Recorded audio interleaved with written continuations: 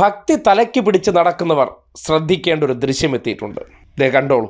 ഞാൻ ദൈവത്തിൻ്റെ സ്വന്തം ആളാണ്. പ്രാർത്ഥനകൾ, ആചാരങ്ങൾ, ദൈവവുമായി ബന്ധപ്പെട്ട സകല കാര്യങ്ങളും കൃത്യം ചെയ്യുന്നത് കൊണ്ട് എനിക്കൊന്നും സംഭവിക്കില്ല എന്ന ആത്മവിശ്വാസവുമായിട്ട് നടക്കുന്നവർ ഈ ദൃശ്യം കണ്ണു തുറന്നൊന്ന് കണ്ടിരുന്നോളൂ. నీ శివసాధ్యం వరకు ఇచ్చేయండి దేవా. మాకు కావలసిన మాటలు తండ్రి మీరు మాతో మాట్లాడమని ప్రారంభిస్తున్నాను. నజరేతువాడా, దావీదు కుమారుడా, వాతావరణాన్ని నీ ఆధీనంలో ఉంచుకోండి దేవని స్తోత్రం. ఆమేన్ ఆమేన్. వాతావరణాన్ని నీ ఆధీనంలో ఉంచుకోండి దేవని స్తోత్రం. ప్రతి ఒక్క സോഷ്യൽ മീഡിയയിൽ പ്രചരിക്കുന്ന രംഗമാണ്.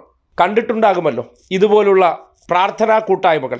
ആ പ്രാർത്ഥനാ കൂട്ടായ്മയ്ക്കിടയിൽ യേശുക്രിസ്തുവിനെ വിളിക്കുകയാണ്. ഹല്ലേലൂയ എന്നൊക്കെ വിളിച്ചുകൊണ്ട് നിൽക്കുന്ന സന്ദർഭത്തിലാണ് ആ ബോർഡ് മറിഞ്ഞ് തലയിൽ കൂടെ വീണത്. ഒരു യേശുക്രിസ്തുവിനെയോ ദൈവത്തെയോ അവിടെ കണ്ടില്ല.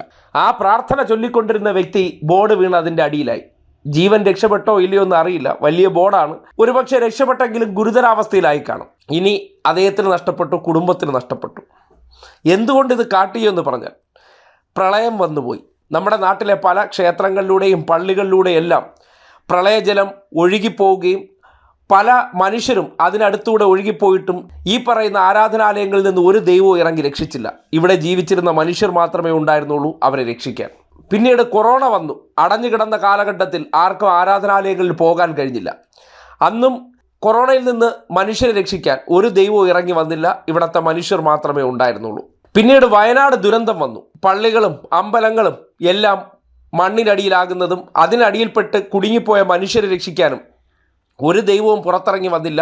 ഒഴുകിപ്പോയ ക്ഷേത്രത്തെയോ ആരാധനാലയത്തെയോ പള്ളികളെയോ ഒരു ദൈവങ്ങളും രക്ഷിച്ചതുമില്ല. അതിൻ്റെ അടിയിൽപ്പെട്ടും നിരവധി ജീവൻ പോകുന്നത് നമ്മൾ കണ്ടു. അപ്പോൾ മനസ്സിലാക്കേണ്ട ഒരു കാര്യമേ ഉള്ളൂ, ഇതൊക്കെ ഒരു വിശ്വാസം മാത്രമാണ്.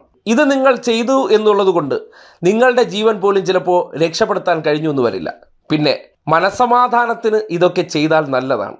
അതിനപ്പുറത്തേക്ക് ഈ നാട്ടിൽ നിങ്ങളുടെ കാലഘട്ടത്തിൽ ജീവിക്കുന്ന മനുഷ്യരെയൊക്കെ സ്നേഹിക്കാൻ പഠിപ്പിക്കാനും മതമാണ് പ്രശ്നം, ഞങ്ങളുടെ ദൈവമാണ് എന്നത് മാറ്റിവെച്ചിട്ട് ഓരോരുത്തർക്ക് ഇഷ്ടമുള്ളതൊക്കെ അവർ വിശ്വസിച്ചോട്ടെ.